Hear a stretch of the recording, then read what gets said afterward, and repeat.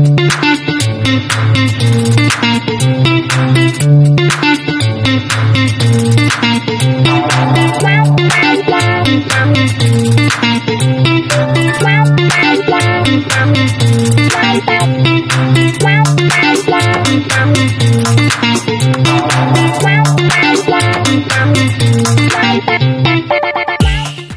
everyone, for today's video, ayan, isi-share ko lang sa inyo yung aking ininom na medyo gumaling yung aking ubo at saka yung sipon. Madami na akong ininom na mga gamot, pero hindi pa rin siya gumagaling yung ubo at yung aking sipon. So sa mga nakaraang video ko, yung boses ko iba talaga. Ngayon medyo okay na kasi ito, ayan, 2 beses ako minom nito. Tapos ay nahulog siya. Itong ginseng na ito ni mix dito, tapos nilaga ng ilang oras, saka iniinom ko sa gabi. 2 beses lang ako iminom. Tapos yung orange ni steam, saka ininom ko, at saka yung apple juice nilaga ko at ininom. So ayan, nagpagaling sa aking ubo, pero may medyo konting prima pa, pero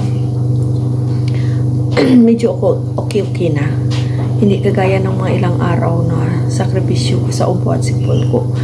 Naubos ko na yung isang bottle ng gamot sa ubo, pero hindi pa gumaling. Pero yan, 2 beses lang ako uminom, saka yung apple juice at saka yung orange. Ayan, medyo nag-okay na yung aking ubo. So ayan, shout out sa lahat ng mga OFW dyan. Ingatan natin yung ating sarili. Mahirap tayong magkasakit, diba? Mahirap talaga, mahirap. Kaya ingatan natin yung ating mga sarili, alagaan natin. Kasi wala ring mag-aalaga sa atin, kundi tayo lang, diba? Kaya at saka huwag kayong magpagutom. Ako kahit masama yung pakiramdam ko, guys, inuubusin na si Puno. Ang dami kong kinakain. Bahala na. Tumagtag talaga yung kilo ko. Kasi, siyempre, masama na yung pakiramdam mo. Konti pa yung kakainin mo. Tapos, iinom ko ng gamot. O di lalo kang manghihina noon, di ba? Siyempre, magtatrabaho ka pa. So, kailangan talaga nating kumain at magpahinga kung may oras din.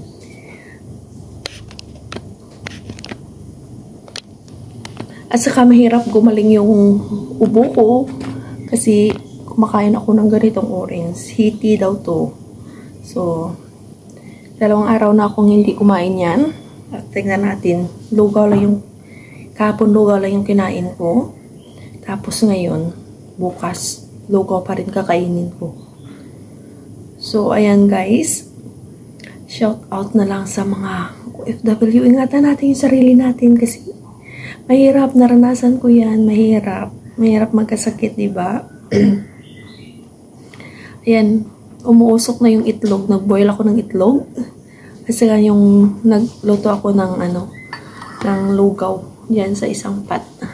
So, ngayon, nagkakape ako, kape tayo.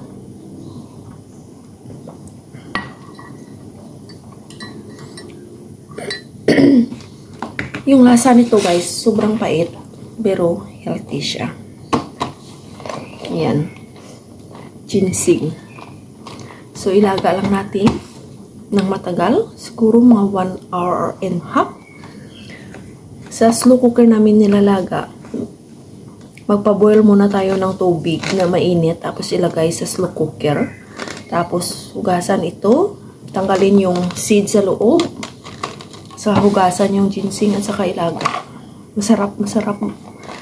Sarap matulog sa gabi. Kasi sa gabi ko iniinom. Sarap matulog. Matangkal talaga yung sakit ng ulo. So, ayan lang guys. Yung aking mai-share. Kahit bawal kasi kinakain. Ayan. Tuloy. Matagal gumaling yung ubo.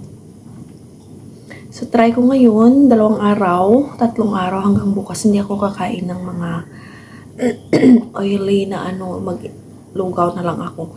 Pero kahapon ng gabi kumain ako ng curry fish. Pero yung isda lang naman yung gravy hindi ko kinain. So, ayan. Yung mapapayo ko lang sa lahat ng mga OFW, alagaan natin yung ating sarili kahit ako mismo.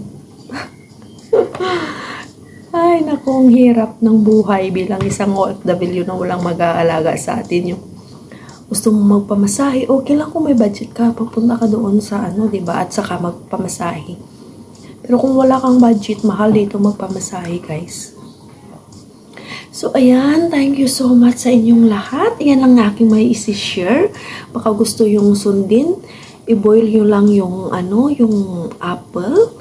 Saka steam nyo yung orange. Yan yung inumin nyo. Pigain nyo yung orange. Saka yan yung inumin nyo. Mas, maano talaga, guys. Effective talaga. So, ayan, guys. Thank you so much sa inyong lahat. Orange at apple. Steam at saka i-boil. Inumin. Kailangan mainit yung warm ang pag-inom nito, guys. Hindi malamig, ha? So, ayan lang, guys, yung aking ma-share for today's video. So, ayan, thank you so much sa inyong lahat. So, walang sawang sumusuporta kay Jeep at Chikoy. Sa mga bago pa lang dyan, please don't forget to like, subscribe, and click the notification bell para updated kayo sa mga bagong upload ko na videos. Thank you so much, everyone. Bye!